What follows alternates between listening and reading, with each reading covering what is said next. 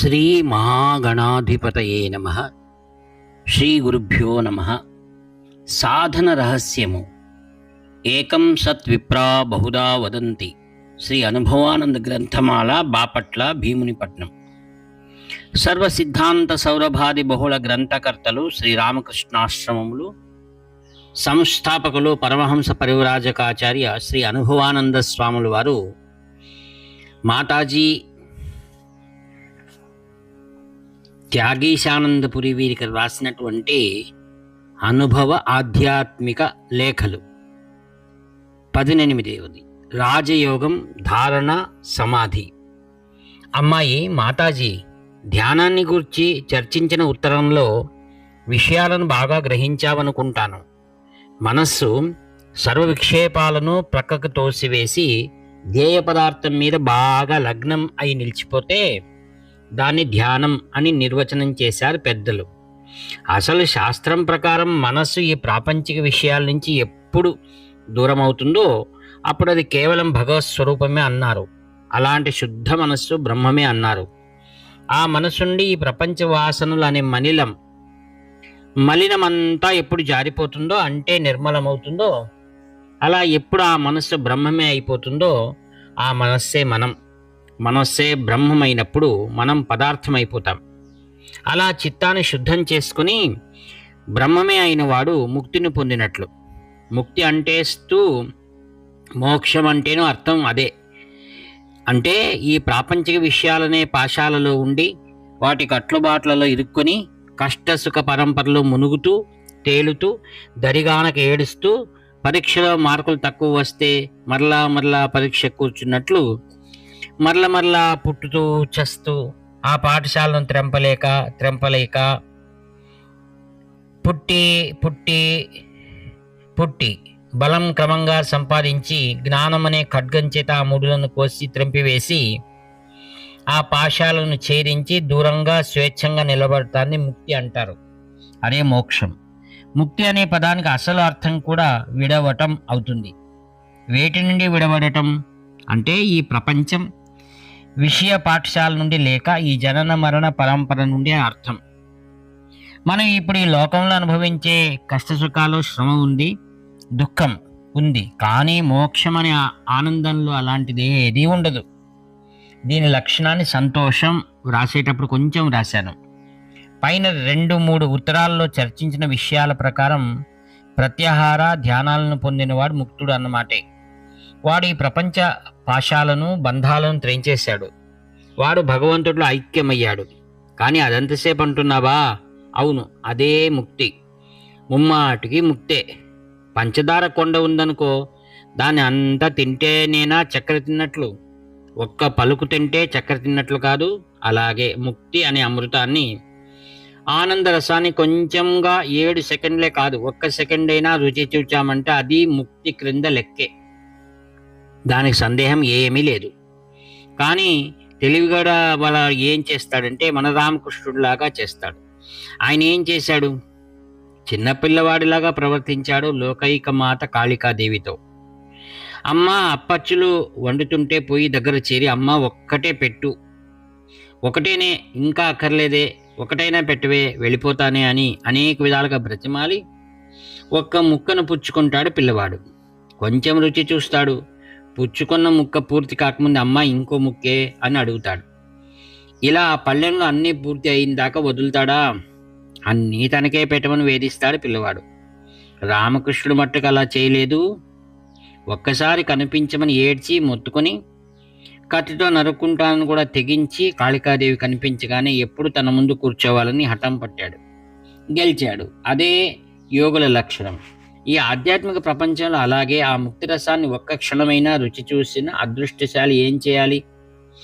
ఎప్పుడూ దాన్నే త్రాగుతూ ఉండాలి. ఇక నాకు ఈ లోక సుఖాలు వద్దు అంటూ మోక్షం అమృత సాగరంలో మునిగించడానికి యత్నించాలి. దాని కొరం ఏడవాలి. దాన్ని పొందటానికై ఎంత త్యాగాన్నైనా చేయాలి. ఆ విధంగా 7 సెకండ్ల కాలం ఆ ధ్యాన మాధుర్యాన్ని చవిచూచినవాడు యత్నించి శ్రమించి తన దివ్యమూర్తిని, ఇష్టదైవాన్ని తన త్రిక్పథంలో ధ్యానానికి 7 రెట్లు ఎక్కువ కాలం నిలిపినా అంటే దాన్ని ధారణ అంటారు. అంటే ఎంతకాలం అన్నమాట? 49 సెకండ్లు, ఇంకా పూర్తిగా నిమిషం కూడా కాదు. ఇంకా కొసరి ధారణకు 7 రెట్లు ఎక్కువ కాలం ఆ అనుభవంలో నిలిచాడంటే సమాధి అంటారు. ఎంతకాలం? 5 నిమిషాల 43 సెకండ్లు అయింది. మరి ఈ నిమిషాలను సెకండ్లను లెక్కించేది ఎలాగంటావు? ఇదంతా ఉరామరిక లెక్కలే కానీ గడియారాల దగ్గర పెట్టుకొని చూసుకోనక్కర్లేదు. సంపూర్ణంగా దాని ధ్యేయంలో మునిగిపోవటాన్ని సమాధి అంటారని తీర్మానించుకో. దాన్నే తన్మయత్వం అని, తద ఆకార వృత్తి అని శాస్త్రాలు ఉన్నాయి. ధ్యేయంతో ఏకం కావటం అని అర్థం. ఏకం ఎలా అవుతామంటావేమో, 6 నెలలు స్నేహం చేస్తే వారు వీరవుతారని అంటున్నామా? అలా సాంగత్య మహిమతో సహవాసన దోషం చేతను ఒకరి లక్షణాలు మరొకరికి వస్తున్నాయా లేదా? అంతకంటే త్వరగా ఏడుస్తున్న వాళ్ళని చూస్తే మనకు ఏడుపు రావటం లేదు. అలాగే నవ్వుతూ ఉండే వాళ్ళని చూడగానే మనం నవ్వటం లేదా? నవ్వే గ్రామ్ఫోన్ ప్లేట్ పెట్టినప్పుడు అలాగా నవ్వని వాళ్ళు ఎందరు ఉంటారు? ఈ లోకానుభవాల్లోనే లక్షణాల్లో వాళ్ళు వీళ్ళు అవుతూ ఉంటే ఇక ఆధ్యాత్మిక విషయాల్లో చెప్పాలి. ఈ లోకంలో ఉండే అనుభవాల కంటే ఆధ్యాత్మిక అనుభవాలకు శక్తి చాలా ఎక్కువగా ఉంటుంది. కాబట్టి అనుభవించే కొంచెం సేపైనా ఆనందంలోనో ఇష్టుడైన స్వరూపంలోనో ఏకం కావటంలో సందేహం కించిన్ మాత్రమైనా లేదు. ఈ విధంగా కన్ను మూసి సమాధిలో ఉంటే ఆ 5 నిమిషాలకే కాకుండా కళ్ళు తెరిచినా అందరిలాగా లోకంలో తిరుగుతున్నా ఆ ఆనందాన్ని ఏ అంతరాయం లేకుండా అనుభవించవచ్చునంటారు అనుభవజ్ఞులు. అలా ఉండడం జీవన్ముక్తి అంటారు. అందరిలాగా ఉంటూ ఆ దివ్యానుభవాన్ని పొందుతూ దానిలో మునుగుతూ తేలుతూ ఉండడం అన్నమాట జీవన్ముక్తి అంటే.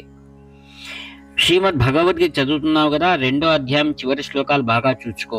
జీవన్ముక్తి లక్షణాలన్నీ నీకు బోధపడతాయి. అయితే ఈ స్థితులు పొందాలంటే చాలా కష్టపడాలి. వైరాగ్యం మెరుపులాగా రూపొందాలి. అప్పుడు ఈ స్థితులు సాధ్యమయ్యేది. దీన్ని పొందే మార్గాన్ని గురించి చర్చిస్తూ పతంజలి మహర్షి అంటాడు కదా, పరం వైరాగ్యం కావాలంటాడు. అంటే ఉత్కృష్ట వైరాగ్యం అని అర్థం. అది ఎప్పుడు లభిస్తుంది? తన ఆధిక్యతను గ్రహించాలంటాడు. తన ఆధిక్యత అంటే ఏమిటి? అందరికంటే తాను గొప్పవాడని అర్థమా? అందరినీ తిరస్కారంగా చూడాలని భావమా? దేని లెక్క చేయరాదని ఉద్దేశ్యమా? అలా కాదు. తన ఆధిక్యతను తెలుసుకోవడానికి మార్గాలున్నాయి. చూడు, 10 రూపాయల జీతగాడికి దమ్ముడి ఒక లెక్క కాదు. 100 రూపాయల వాడికి 10 రూపాయల లెక్క కాదు. 1000 సంపాదించేవాడు 100 రూపాయలు ఎడం చేత్తో పారేస్తాడు. లక్షాధికారికి 1000 అంటే అంతే. దీనికంతా అర్థం ఏమిటి? ఎక్కువ ధనం కలవారికే తక్కువ డబ్బు అంటే గడ్డి పరక. నైజాం నవాబు కారు మీద పోతుంటే వీధిలో ఒక 10 రూపాయల కాగితం ఉందనుకో, కారు ఆపి కాగితం తీసుకుంటాడా? ఛీ, నీచమంటాడు. అదే పేదవాడైతే ఆతుడితో గబాలను దానిపై పడి నలిగిపోతుందని కూడా ఆలోచన లేకుండా తీసుకుని దాచేస్తాడు. కానీ కోటీశ్వరుడి నవాబు తన ఆధిక్యతను తన విషయంలోనే, ధనం విషయంలోనే అనుకో, తెలుసుకున్నవాడే దానికి ఆశపడడు. ఆ కారణం చేత ఏ వికారం చెందడు. అలాగే ఈ ప్రపంచంలో ఉన్న సుఖాలన్నింటినీ గడ్డి పరకలాగా చూచే స్థితి ఎవడికి వస్తుందో వాడు సరిగ్గా తన ఆధిక్యతను గ్రహించాడు అని అనాలి. అంటే ప్రపంచ సుఖాల కంటే మంచి సుఖాన్ని పొందుతూ ఉంటే తన సుఖం ముందు ఈ లోకంలో సుఖాలన్నీ కలిసి కూడా ఒక అణుప్రాయం అని తాను తెలుసుకుంటే, తన ఆనంద సాగరంలో ఉండే ఒక్క బొట్టుతో కూడా ఈ విషయ సుఖాలన్నీ చేర్చినా తులతూగను గ్రహిస్తే అప్పుడు అతడు తన ఆధిక్యాన్ని గ్రహించాడు అన్నమాట. ఈ విషయాన్ని అంటే సమాధిలో ఉండే ఆ ఆనందానికి, లోకంలో ఉండే ఈ సుఖానికి పోల్చి చూచి దాంట్లో ఇది ఒక పరమాణువు అన్నారు బృహదారణ్యకోపనిషత్తులో. ఈ విధంగా తన ఆధిక్యతను అంటే తన అనుభవానందం యొక్క గొప్పతనాన్ని ఎవరైతే గ్రహించుకుంటారో వారికి ఆ ఉత్కృష్ట వైరాగ్యం లభిస్తుంది. కొంచెమన్నా ఆనందాన్ని అనుభవించకపోతే ఎలా పోల్చుకోవటం, ఎలా తెలుసుకోవటం? కానీ ప్రయత్నం చేత ప్రత్యాహార ధ్యానాలలో కొంచెం రుచి చూడాలన్నది కదా, ఆ మాత్రం ప్రస్తుతానికి చాలు. దాన్ని పెంచేసేయాలి. వైరాగ్యాన్ని వృద్ధి చేయాలి. దానితో పాటు తన ఆధిక్యతను ఇంకా ఎక్కువగా తెలుసుకోవాలి. ఈ రెండు చేదోడు వాదోడుగా అభివృద్ధి చెందుతూ ఉంటే ప్రవాహ రూపంగా వచ్చి మీద పడుతుంది ఆనంద అనుభవం. పోను పోను కళ్ళు మూతలు పడిపోయి అసలు లోకాన్ని చూడటానికే బుద్ధి పుట్టదు. అప్పుడు ఒక మొద్దులాగా పడి ఉంటాడు సాధకుడు. వీడినే సిద్ధుడు అంటారు. ఆ స్థితినే జడ సమాధి అంటారు. ఈ సమాధుల్లో అనేక రకాలు ఉంటాయి. ధ్యానంలో ఉండే మూర్తి యొక్క రూపం మీద బుద్ధి నిలిచిపెట్టే భావ సమాధి అంటారు. గుణం మీద నిలిపిస్తే సవికల్ప సమాధి అంటారు. నామరూప గుణాలను దాటి కేవలం ఆనందంలో ఉంటే నిర్వికల్పం అంటారు. ఈ ఆనందం కూడా తెలియపడకుండా ఉంటే అసంప్రజ్ఞాత సమాధి అంటారు. ఇదేమిటి, ఇంకా ఎన్నో రకాలున్నాయి. ఈ సమాధులన్నింటినీ అనగా సగుణ నిర్గుణ సంబంధమైన వాటిని అన్నింటినీ అనుభవించిన మహాత్ముడు మన రామకృష్ణుడు.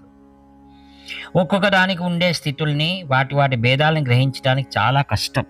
బుద్ధి సూక్ష్మత చాలా ఎక్కువగా ఉండాలి. కొంచెమైనా వాటిల్లో అనుభవం ఉండాలి, లేకపోతే వాటిని గురించి అసలు అర్థమే కాదు. నీవు చిన్నపిల్లవు, ఇంకా అనుభవం లేని దానవు, కాబట్టి ఈ విషయాలు ఇంకా నిలిపివేస్తాను. అంటే నీకు ఈ విషయాలు అసలు చెప్పనని అర్థం కాదు సుమా. నీకు అవసరం అని నాకు తోచినప్పుడు వీటిల్లో ఉండే అనేక రకాల రహస్యాలు తెలియపరుస్తాను. ప్రస్తుతం నీవు చెయ్యాలి అన్న విషయాలను ముందు చేసి సాధించు, అప్పుడు పై విషయాలు ఆలోచిద్దాం. కాబట్టి విరమిస్తున్నాను. బిడ్డ, మాతాజీ, ఈ ఉత్తరంలో కానీ అష్టాంగ యోగం పూర్తి కాలేదు. దీన్ని బట్టి దీనికి ఎంత ప్రాధాన్యత ఆధ్యాత్మిక మార్గంలో ఉందో ఆలోచించుకో. కాబట్టి దీన్ని ముముక్షు అయిన వాడు సాధన చేసి ఆ సర్వాతీత అనుభవం సంపదను పొందాలని అనుకునేవాడు ఈ అష్టాంగాల్ని ఎలా జీర్ణం చేసుకోవాలో ఆలోచించుకో. ఇంత ముఖ్యం కాబట్టి దీన్ని రాజయోగం అన్నారని గుర్తు ఉంచుకో. అనుభవానందాన్ని పొందటానికి ఆధ్యాత్మికంగా ఓనమాల నుండి ఎంఏ వరకు, ఇంకా ఎక్కువ పాండిత్యం వరకు ఈ అష్టాంగ పథంలోనే ఉంది. అసలు దీన్ని సక్రమంగా అనుసరిస్తే చాలు ఆ సమాధి స్థితిలో మునిగిపోవటానికి. అంతేకాదు, దీన్ని కొంచెమైనా పొరపాటు కూడా లేకుండా అనుసరిస్తే గాని పై అనుభవాలు రావు. పై అనుభవాలే కాదు, మొదటి అనుభవాలైనా ఆధ్యాత్మికంగా పిసరంత అనుభవమైనా చవి చూడలేడు సాధకుడు. ఈ మార్గంలో పునాది నుండి గట్టిగా వేస్తాం అనుభవానంద సౌధానికి. అలా కట్టిన ఈ ఆధ్యాత్మిక మహల్ ఎన్ని తుఫానులు కొట్టినా కదలనే కదలదు. ఏ రాజనగరి యొక్క శిఖరమైనా చెక్కు చెదరదు. ఈ రహస్యాన్ని గ్రహించి ప్రాజ్ఞులైన వారు మొదటి నుండి ఈ రాజయోగాన్ని అనుసరించి రావాలి. ఆధ్యాత్మిక మేరు పర్వతాన్ని అధిరోహించాలి. వేరు మార్గం లేదు, లేదు, ముమ్మాటికి లేనే లేదు. ఇక నీ సంగతి చెప్పాలి, చిన్నదానివి. సాధన చేయటానికి శక్తి ఉంది, ఉత్సాహం ఉంది, శ్రద్ధ ఉంది. ప్రవేశించావా అంటే ఒక ప్రవాహంలాగా సాధన సాగిపోతుంది. త్వరలోనే ఆ శిఖరాన్ని పొందేస్తావు. ఆ నమ్మకం నాకు బాగా ఉంది. మన ఆరాధ్య దేవతైన శ్రీ శారద, శ్రీ రామకృష్ణుల అనుగ్రహం నీపై ఉన్నది సుమా. ఇక నీ ఇష్టం. ఈ మార్గాన్ని అనుసరించి ప్రపంచాతీతమైన అనుభవానంద సాగరంలో ఈదులాడుతానంటావో, లేక ఈ ప్రపంచంలో నలుగురిలా ఉండి ఒక పేడ పురుగులాగా సంకుచి సుఖాల్లో మునిగి వాటితో తృప్తి చెంది కొంచెం సేపు నవ్వుతూ కొంచెం సేపు ఏడుస్తూ ఉంటావంటావో నిర్ణయించుకో. ఇది నీ ఇష్టం అవుతుంది, కానీ నా ఇష్టం కాదు. ఆధ్యాత్మిక సంస్థితులు ఒకరి బలవంతం చేత వచ్చేవి కావు, ఒంట్లో నుండి పుట్టుకు రావాలి. స్వయం కృషితో జన్మించాలి. ఒకరి అనుగ్రహం వల్ల ఉట్రోడియంగా లభించేవి కావు. రక్తం ధారపోయాలి, ప్రాణాన్నైనా త్యాగం చేయాలి. అందుకని నీవే తీర్మానం చేసుకొని ఈ మార్గాన్ని అనుసరిస్తానన్నావా, ఈ అష్టాంగ మార్గానికి ఫుల్ స్టాప్ కామాలతో కూడా అనుసరించు, సాధించు, అనుభవించు, ఆనందించు. జన్మ సార్థకమవుతుంది. అనుభవం 8 ఫిబ్రవరి 1946. అతడే దిక్కు, అతడే మన గమ్యం. వ్యాఖ్యాత మీ ప్రియమిత్రుడు నివర్తి నాగభూషణ శర్మ. హరహర శంకర, జై జై శంకర. 7483229249 ప్రతులకు శ్రీ అనుభవానంద గ్రంథమాల, బాపట్ల 522101 గుంటూరు జిల్లా, భీమునిపట్నం 531163 విశాఖ జిల్లా, మరియు పరమహంస కార్యాలయము భీమునిపట్నం 531163 విశాఖ జిల్లా. హరహర శంకర, జై జై శంకర.